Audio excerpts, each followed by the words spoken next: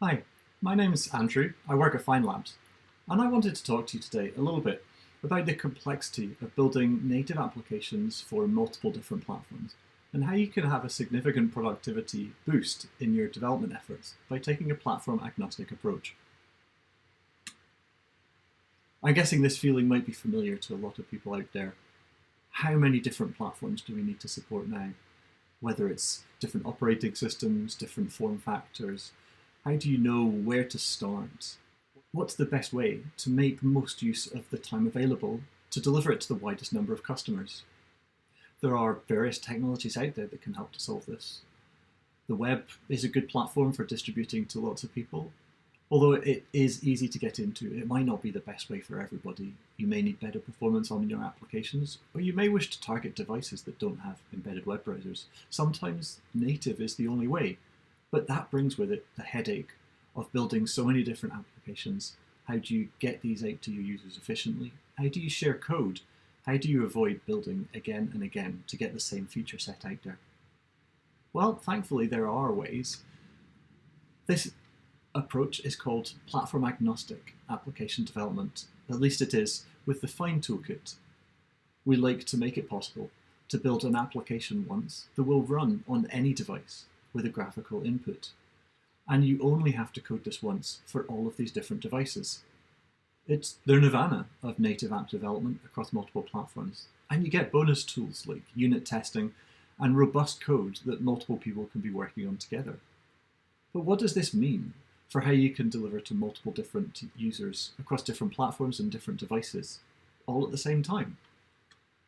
Well, if we have a look at the traditional approach on the left-hand side, we pick a platform to go with first, let's say iOS, it's quite popular, and then you might build out across other platforms as well.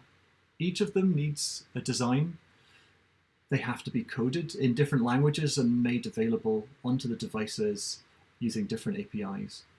We have to go through the test process for every single application, and then the release process is different for each platform and language. Your team's going to need to support all of these as well, of course. And you can see there is just so much going on that most people maybe get through 2 applications and then consider, well, what's the return on our investment? It's not worth it to reach these additional users. But check out the platform-agnostic development approach on the right-hand side of this screen. We can take the features, design them just once, with perhaps some small variation for different types of screen size or device. We can code it in a single code base using the Go language and the Fyne toolkit, and then we can test this just once. Your application environment for development and for testing can be whatever your desktop is. And then you can run it in simulators if you're concerned about specific functionality in different places. We can then release this application to all of the target platforms, and your support model is going to know that it's always the same software running on every device. This is a new way of building, and it's going to save you so much time and money. Let's have a quick look at what that could mean for your team. So we've modeled here building an application where iOS has been targeted first. We've got a certain amount of design time, the development effort required to put that application together, and the testing as well. In this model, there's probably 5 people on your team, 3 engineers, a designer, and somebody heading up QA as well. And so for a hypothetical application, this might be 480 days of development effort for iOS. And then for each additional platform, there is more effort. We have a bit more design, but a lot more development because we're coding with different languages and the ability to share codes and experiences is probably minimal. In fact, the skill sets are so different, you might even have different teams working in each of these, and so the sharing is minimal. And those who are working on applications after the first one are given the less than enviable task of simply using the existing application as their requirements document and going and building it. And then quality assurance is essentially the same across all of these platforms. The test scripts will have to be executed or run through for each of the platforms that you're working on and for each of the devices that that's going to support. Now, if you extrapolate this out to 5 different platforms, 2 mobile, and there's a reasonable design reuse on Android after iOS. But then onto Windows and desktop, there's a lot more work required, with macOS and Linux saving time off the back because you've done the learning of porting to a desktop platform. And to get the users for all of these 5 platforms, this could be 1,650 days in our illustration. That's a lot of time to get out to the 4 additional platforms over the 480 days initially required. But let's look at what that might mean from a platform-agnostic approach. If we're targeting all platforms in one codebase, yep, the upfront design is going to be a little bit more because there's further device types to be considering about. And development is going to be more than just a single platform, but the code is going to be then used to build all of these other platforms, and so you only have to build once.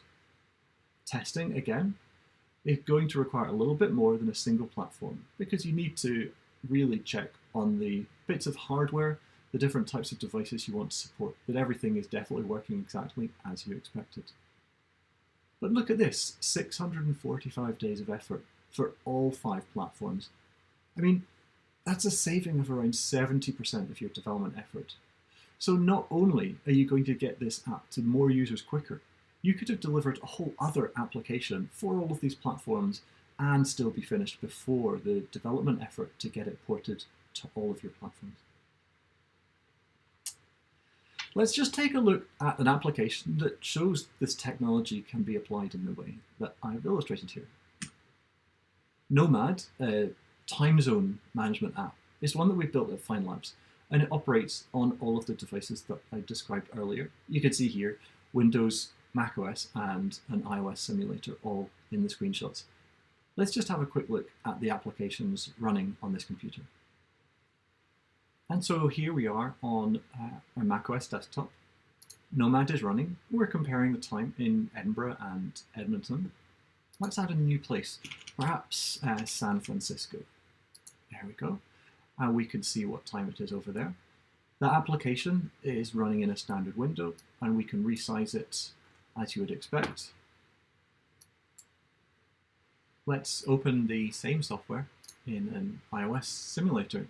Here we have the iPhone 14 Pro Max in Xcode's iOS simulator. And we can add a new place here as well. Let's go to Paris. We choose it from the list here. And it's now comparing the time zone across these different places.